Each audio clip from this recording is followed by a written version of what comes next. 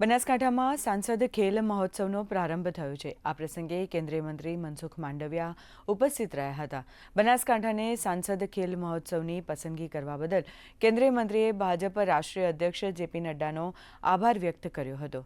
સાંસદ ખેલ મહોત્સવમાં 3 લાખથી વધુ યુવાઓએ રજીસ્ટ્રેશન કરાવ્યું છે।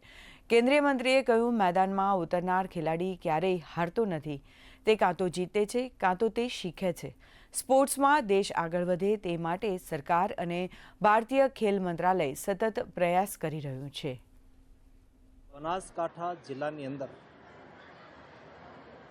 3 લાખથી વધારે યુવાનોએ સાંસદ ખેલ મહોત્સવમાં ભાગ લેવા માટે રજીસ્ટ્રેશન કરાવ્યું। સ્પોર્ટ્સ એક સ્પિરિટ છે, સ્પોર્ટ્સ એક સંસ્કૃતિ છે।